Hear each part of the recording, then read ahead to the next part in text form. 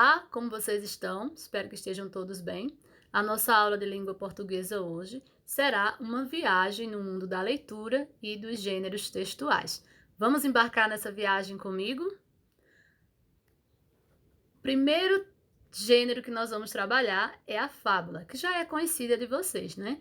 A fábula é um texto narrativo, né, que conta histórias, onde em sua maioria são utilizados animais, né, com sentimentos e ações humanas, né? A fábula é um texto de gênero típico narrativo, né? E é muito popular entre as pessoas, tradição oral.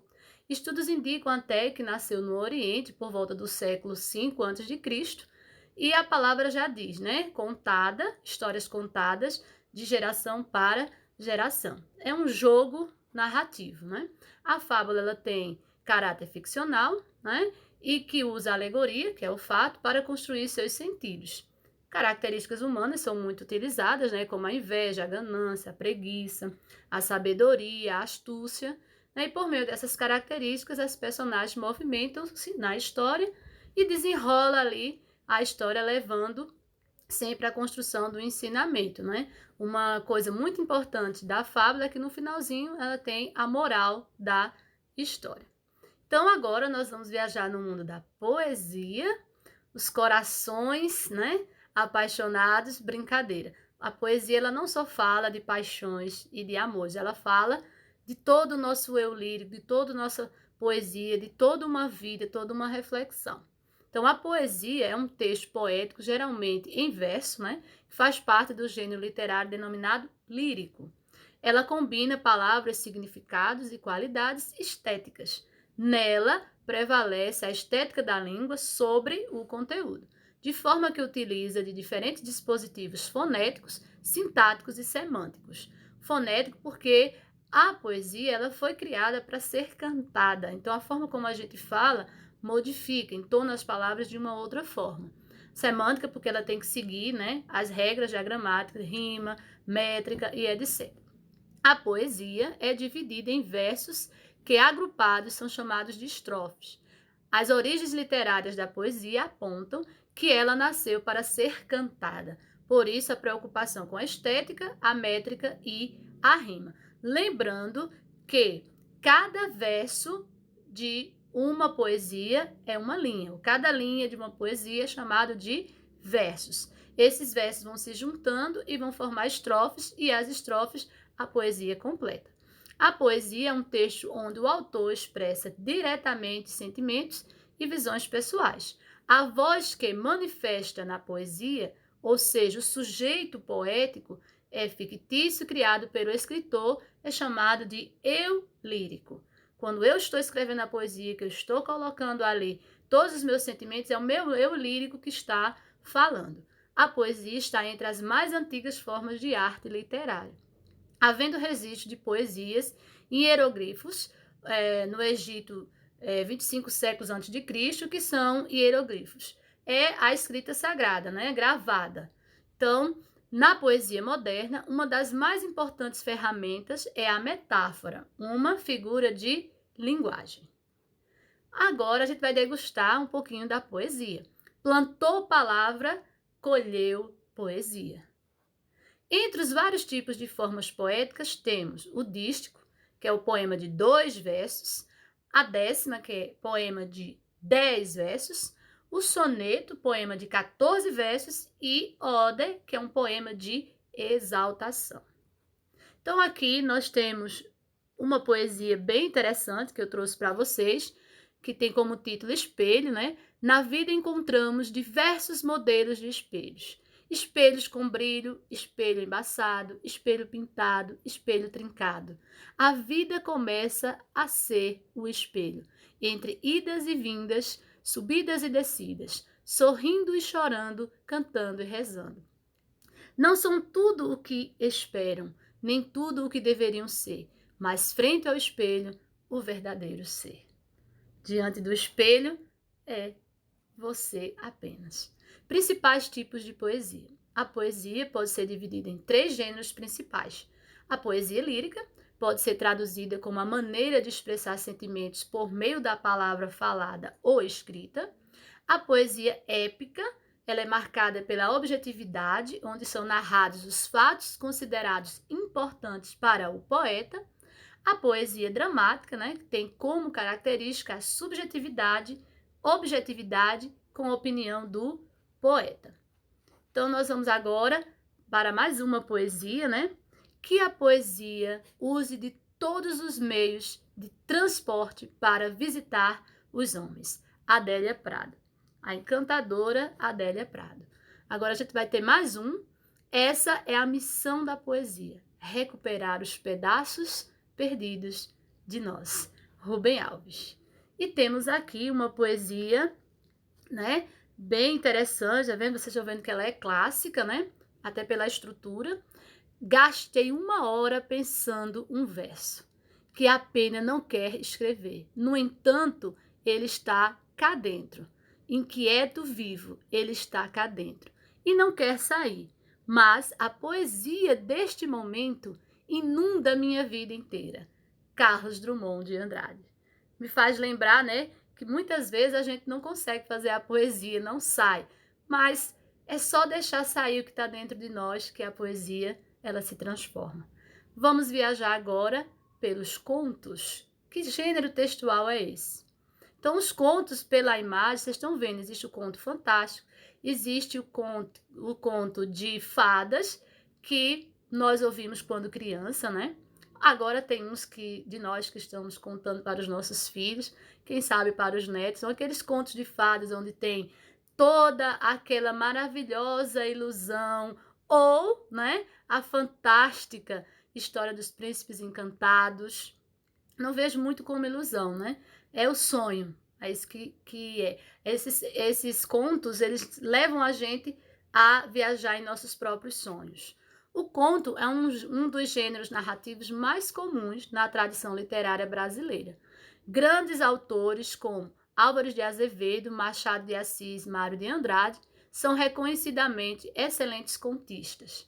Em virtude da importância do gênero, muitas faculdades e universidades solicitam aos candidatos, né, para que eles produzam contos. Existem, inclusive, alguns tipos ou subcategorias desse gênero, entre os quais, né, estão o conto de fadas, que é o sonho encantado, e o conto fantástico, né, que leva você a viagens surpreendentes também. Estrutura. O gênero literário conto é estruturado com uma narrativa curta que envolve apenas um conflito. O conflito gera toda a história. Nessa perspectiva, o momento de maior tensão do gênero é chamado de clímax. Além disso, embora não seja uma regra, é comum que o conto apresente poucos personagens, espaço ou cenário limitado e recorte temporal reduzido. Agora a gente vai trabalhar os microcontos. Para quem não gosta muito de escrever, os microcontos é uma boa opção. Uma subcategoria de conto popularizada no século XX é o microconto. Nele, em uma ou duas frases, toda a estrutura do gênero aparece. Veja a seguir alguns microcontos, né, de alguns autores da modernidade, alunos, né, enfim. Eu brinquei com vocês que o microcontos era bom porque era em poucas linhas, né, 2 ou 3 frases, porém é muito difícil contar uma história todinha em 2, 3 linhas, né? Mas vamos ver aqui alguns desses microcontos, né, que eu achei muito bons. Tem aqui o primeiro: Homens não choram.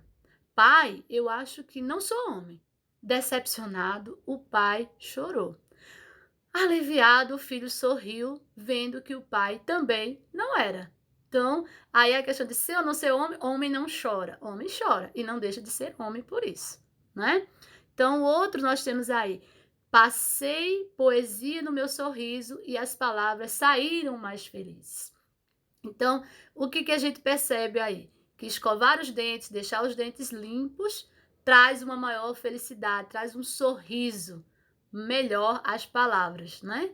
Então, muito interessante esse também. E aqui a gente tem um microconto de amor, né? Apaixonado, ele chegou todo meloso e começou a dizer-lhe doce palavras. A moça fugiu apavorada. era diabética, coitadinha. Então, vejam só, os microcontos também eles trazem o humor, né? Um humor sadio, certo? Um humor que não fere ninguém.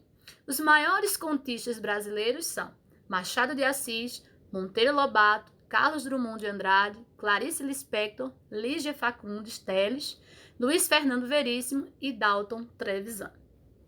Agora nós vamos viajar nas crônicas. Então vamos lá. A crônica narrativa é um tipo de crônica que relata as ações de personagens num tempo atual e um espaço determinado. Em relação à linguagem, as crônicas narrativas possuem uma linguagem simples e direta e muitas vezes utilizam do humor para entreter os leitores. Ademais, podem apresentar o discurso direto, onde há reprodução das falas dos personagens. As crônicas narrativas envolvem os mais diversos tipos de narrador. Foco narrativo e, portanto, pode ser narrada em primeira ou terceira pessoa. Quando diz assim, primeira pessoa, eu, narrando a história, o fato. E em terceira, eu narrando a história de alguém, o acontecimento que eu observei, certo? Então, vale lembrar que a crônica é um texto curto, onde a principal característica é relatar acontecimentos do cotidiano e de formas cronológicas, né? Daí seu nome, crônica, porque ela tem que atender ao início, meio e fim. Então, esse tipo de texto é muito vinculado nos meios de comunicação, por exemplo, jornais e revistas. Além da crônica narrativa, ela pode ser dissertativa argumentativa ou descritiva. Entretanto, podemos encontrar uma crônica que seja narrativa e descritiva ao mesmo tempo.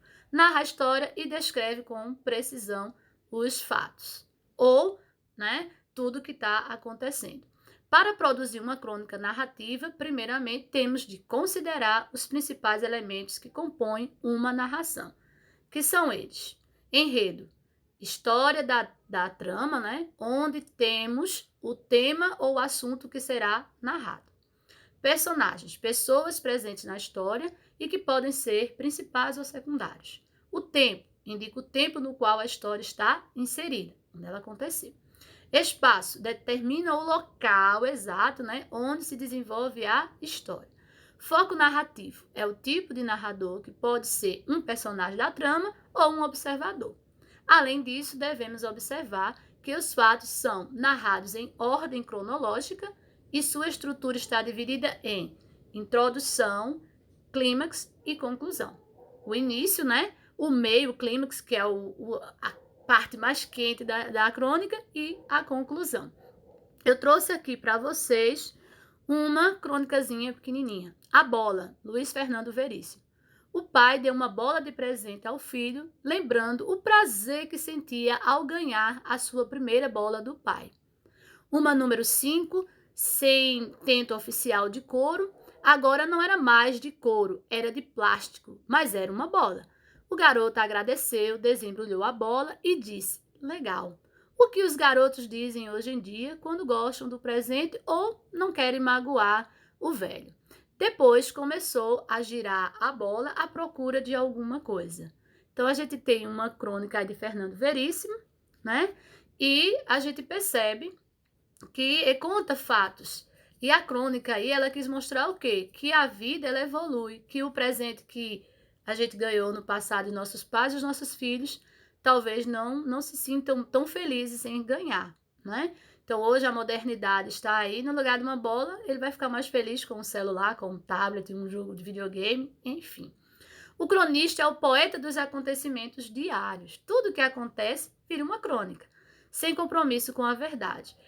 Vou falar também para vocês, sugerir aqui, nós temos alguns cronistas muito atuais, Nós temos o Arnaldo Jabor, nós temos o Pedro Bial, que são cronistas importantes, que falam muitas coisas, que escrevem muito sobre o que está acontecendo no dia a dia. Vamos ver agora o texto injuntivo, e texto prescritivo. Então, o texto injuntivo ou instrucional está pautado na explicação e no método para a concretização de uma ação. Ele indica o procedimento para realizar algo, por exemplo, uma receita de bolo, uma bula de remédio, manual de instruções, editais e propagandas. Com isso, sua função é transmitir para o leitor mais do que simples informações. Visa, sobretudo, instruir e explicar, todavia, sem a finalidade de convencê-lo por meio de argumentos. São textos os quais incitam a ação dos destinatários, controlando, assim seu comportamento, ao fornecer instruções e indicações para a realização de um trabalho, ou a utilização correta de instrumentos ou ferramentas. Então, esses textos, eles vão ensinar para a gente, vão indicar para a gente como a gente realizar passo a passo cada coisa, de acordo com a função.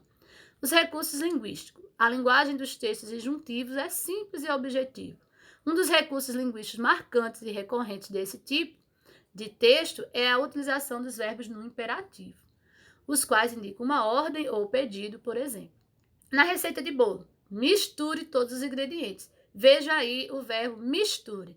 Misture bem, viu, os ingredientes, faça um bolo bem gostoso e convide a professora Josi para tomar um café. Na bula de remédio, tome 2 cápsulas por dia. Então, tome, mais um verbo, aí que está orientando, que está mandando, que está ordenando. No manual de instruções, aperte a tecla amarela. A gente tem aí o verbo aperte. Nas propagandas, a gente tem muito, Vista essa camisa. Vista a camisa da escola, vista a camisa da família, vista a camisa do amor. Então, os textos prescritivos obrigam, exigem, ordenam e impõem, exigindo que as determinações sejam cumpridas de forma que estão referidas, sem margem para alterações. Aí essa daí a gente tem que ter bastante atenção e tem que executar tudinho direitinho. Exemplo, cláusulas de contratos, leis, códigos, Constituição, edital de concursos públicos, regras de trânsito. Esse aí não pode, de jeito nenhum, fazer diferente. Tem que cumprir, certo? Então, eu trouxe para vocês aí alguns textos, injuntivos e prescritivos. Uma receita, a receita do amor. O lixo é seu, a natureza é de todos. Faça reciclagem, Lixo no lixo. Mate a sede de ajudar o planeta. Então, aí, você vai tomar Coca-Cola e ajudar o planeta, porque 30% dessas garrafas da Coca-Cola são recicláveis. E aqui a gente tem, um outro aqui, ó.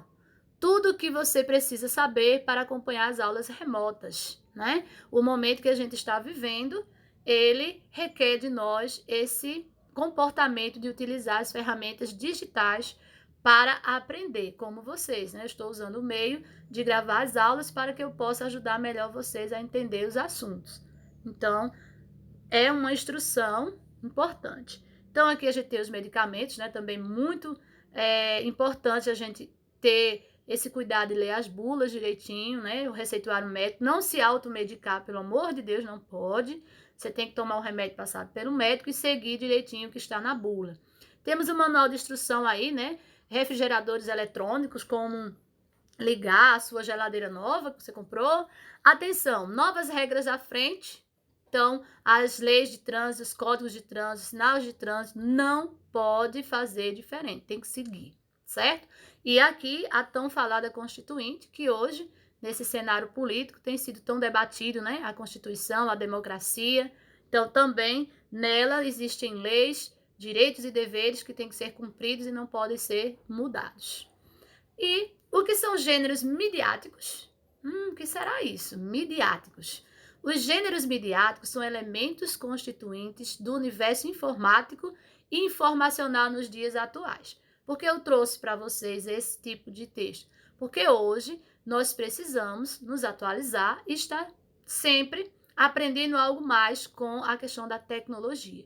Trata-se de um fenômeno sociocultural presente na internet.